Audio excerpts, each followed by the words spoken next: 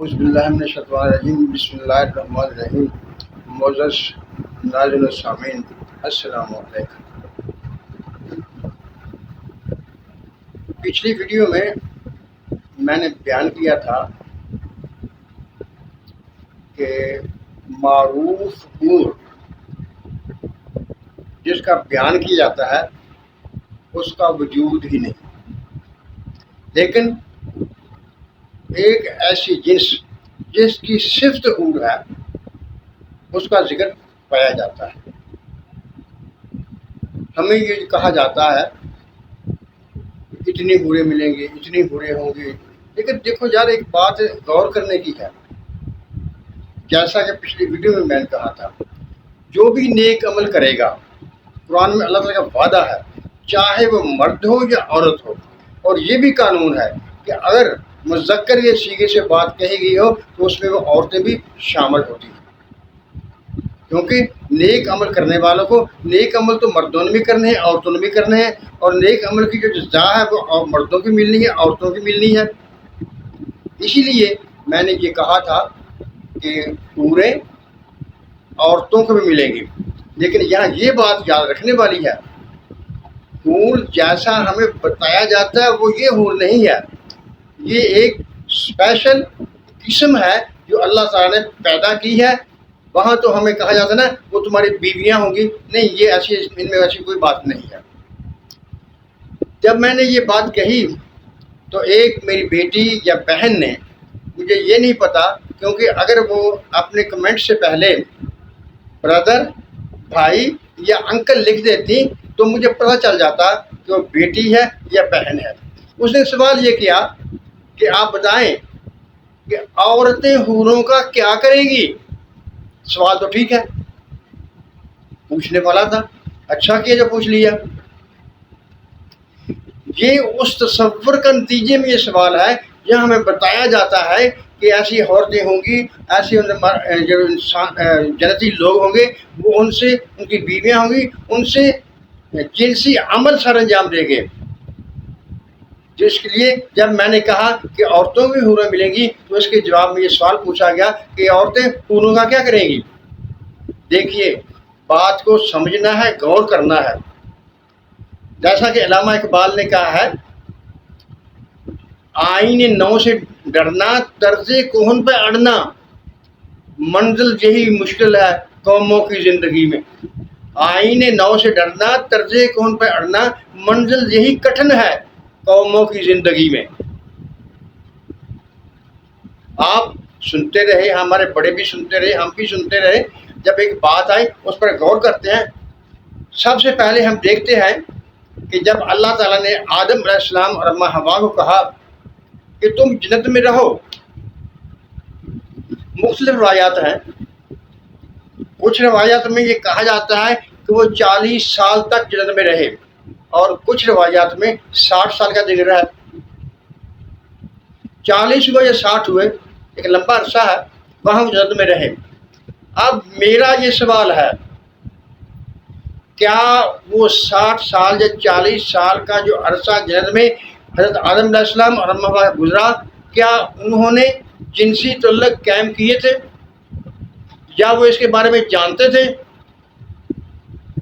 جب اتنا عرصہ وہاں رہنے کے باوجود دونوں کو اس چیز کا علم ہی نہیں تھا، کیونکہ قرآن شریف صاف بتا رہا ہے کہ جب انہوں نے ذاق شجرہ، جب اس درخت کا پھل کھایا تو ان کی عورات ظاہر ہو گئیں۔ اب بتائیے، جب پھل کھانے کے بعد عورات ظاہر ہوئیں تو اس کا مطلب ہے کہ ان کو پہلے اس کا علم ہی نہیں تھا، لیکن وہ 40 یا 60 سال جنت میں رہے۔ وہ تو 40 60 سال جنت میں رہے اور انہیں اس چیز کا علم نہیں تھا، لیکن ہم نے جانے سے پہلے ہی وہاں سسٹم بنا رکھا ہے، اور بڑی عجیب عجیب حقائقیں بیان کی جاتی ہیں۔ میں نے یہ کوشش کی میں دیکھوں کہ یہ جو باتیں کرتے ہیں قرآن شریف میں اس کا کوئی ثبوت ملتا ہے، تو مجھے پتہ چلا کہ قرآن شریف کی 2 آیات مبارکہ ہیں جن سے یہ لوگ اس بات کا اخراج کرتے ہیں۔ ایک تو سورۃ یاسین کی آیت نمبر 55 ہے، جس میں لفظ فاقہون کا استعمال ہوا ہے، اس فاقہون کو یہ اس طرف لے جاتے ہیں، جبکہ لغت کے مطابق فاقہون کا مطلب یہ نہیں ہے۔ فاقہون کا مطلب ہے خوش گپیاں کرنا، اچھی اچھی باتیں کرنا، لیکن یہ اس طرف لے جاتے ہیں۔ یہ جاننے کا کام جانے، ہم نے تو وہ بات کرنی ہے جو ہمیں قرآن شریف سے سمجھ میں آتی ہے۔ اچھا، دوسری آیت جو ہے وہ ہے سورۃ زخرف کی آیت نمبر 71۔ اس میں بھی ایسا کوئی ذکر نہیں ہے، اس خواہش کا ذکر کیا گیا ہے، جو تمہاری خواہش ہوگی وہ ملے گا تمہیں۔ جب یہ چیز ان آیات مبارکہ میں موجود ہی نہیں ہے تو یہ پھر کیسے ثابت کرتے ہیں اس کو؟ دوسری بات، جب یہ جسم، بشری جسم، پھل کھانے کے بعد آدم اور حوا کو ملا تو انہیں زمین پر بھیجا گیا، اور جب یہاں سے واپس جائیں گے تو یہ جسم جو انہیں یہاں آ کر ملتا ہے یہی قبر میں چھوڑ کر چلے جائیں گے، اور آپ عالم برزخ میں چلے جائیں گے، وہاں یہ جسم نہیں ہوگا۔ کیوں نہیں ہوگا؟ عالم دنیا کے حالات، یہاں کا موسم، یہاں کا حساب کتاب عالم برزخ سے مختلف ہے۔ عالم برزخ میں ایسے حالات، ایسی چیزیں نہیں ہیں۔ اسی طرح جب لوگ جنت میں داخل ہوں گے تو وہاں ایک بات کہی جاتی ہے کہ وہ ہمیشہ ہمیشہ جوان رہیں گے۔ اس کا کیا مطلب ہے؟ یعنی ان پر موسموں کا، تغیر کا، زمانے کا کوئی اثر نہیں ہوگا۔ اس کا مطلب یہ ہوا کہ وہاں پر موسم ہے ہی نہیں، تغیر ہے ہی کوئی نہیں، اور ان موسموں کا وہاں وجود ہی نہیں ہے۔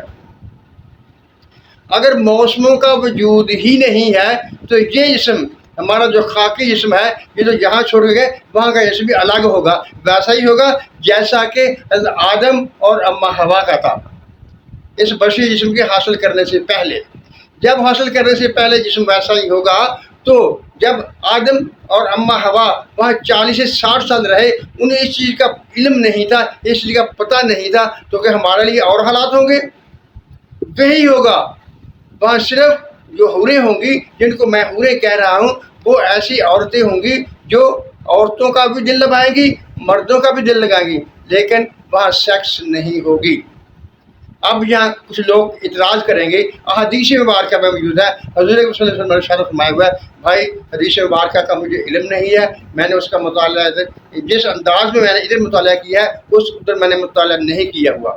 اگر کسی کے پاس کوئی ایسی احادیث مبارکہ ہوں گی، جیسا کہ حضرت انس سے بھی کچھ احادیث مبارکہ روایت ہے، حضرت عبداللہ بن عباس سے بھی کچھ حدیث مبارکہ روایت ہے، لیکن ان کی سند کیا ہے، ان کا مقام کیا ہے، یہ میں نہیں جانتا۔ جو قرآن شریف میں موجود ہے اس کے مطابق وہاں پر کوئی جنسی عمل نہیں ہوگا، نہ قرآن شریف میں اس کے بارے میں کوئی ذکر ہے۔ یہاں ایک بات میں اور کہنا چاہتا ہوں، مجھ پر فتویٰ نہیں لگائیے گا کہ میں حدیث مبارکہ کے خلاف بات کر رہا ہوں، نہیں، میں حدیث مبارکہ کے خلاف بات نہیں کر رہا، میں صرف وہ بات کر رہا ہوں جو قرآن شریف میں موجود ہے اور جو ہمیں سمجھ آتی ہے۔ اگر اس کے علاوہ کوئی چیز آپ قرآن شریف سے ہمیں ثابت کر سکتے ہیں، آئیے ثابت کر دیجئے، ہمیں ماننے میں کوئی اعتراض نہیں ہے، لیکن ثابت کیجئے، باتیں نہ کیجئے۔ معزز ناظرین سامعین، فتویٰ نہیں دینا، جیسا کہ میں ہر ویڈیو میں کہتا ہوں، غور کرنی ہے، سمجھنا ہے۔ ایک سوال جو بار بار میرے ذہن میں آ رہا ہے، کیا جنت میں جانے کے بعد اللہ تعالیٰ کی محبت اتنی ہی بے قدر ہوگی کہ اس کو چھوڑ کر ہم اس طرف چل پڑیں گے، یا جنت کا ماحول ایسا ہوگا جس میں ہم ادھر چل پڑیں گے؟ ایسا نہیں ہے میرے بھائی، وہاں رب کی رحمتیں عیاں ہوں گی، واضح ہوں گی، اور میں یہ سمجھتا ہوں کہ جب اللہ تعالیٰ کی رحمتیں واضح ہوں گی، عیاں ہوں گی، اور وہاں اللہ تعالیٰ کا نور ہر طرف چمک رہا ہوگا، ہم اپنی آنکھوں سے دیکھ رہے ہوں گے، تو اس میں ایسی باتوں کا، ایسے خیال آنے کا کوئی سوال ہی پیدا نہیں ہوتا۔ دیکھیے، میں نے کسی سے پوچھا بتائیے کہ آپ نے آدم کو دیکھا ہے یا ہوا کو دیکھا ہے؟ کہنے لگا میں نے نہیں دیکھا، لیکن میں نے کہا بھائی میں نے دیکھا ہے۔ وہ مجھ سے پوچھ لگا کیسے دیکھا ہے بھائی؟ میں نے کہا آپ نے بھی دیکھا ہوا ہے، میں نے بھی دیکھا ہوا ہے۔ جب بچہ پیدا ہوتا ہے بلوغت سے پہلے اس کی مثال آدم کی ہوتی ہے، اور جو بچیاں ہوتی ہیں ان کی مثال اماں حوا کی ہوتی ہے، ان کو ان چیزوں کا علم نہیں ہوتا ہے۔ وہ زندگی گزارتے ہیں یہاں نہیں ہے، تو وہ جب جنت میں جائیں گے تو پھر یہی باتیں ہوں گی ادھر۔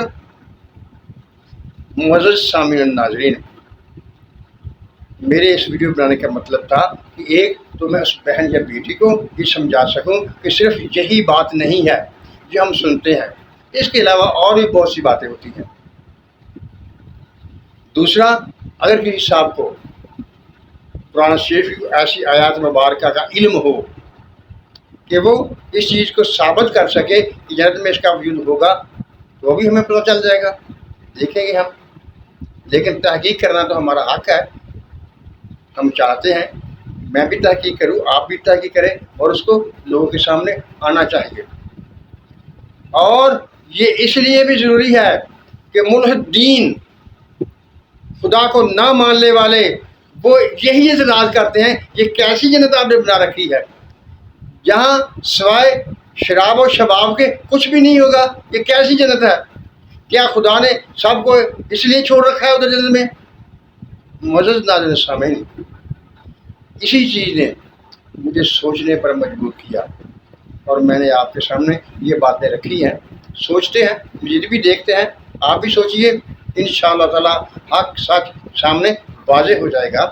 اللہ تعالیٰ سے دعا ہے کہ ہمیں سچ کہنے، سچ سننے اور سچ پر عمل کرنے کی توفیق عطا فرمائے۔ آمین۔ اللہ حافظ۔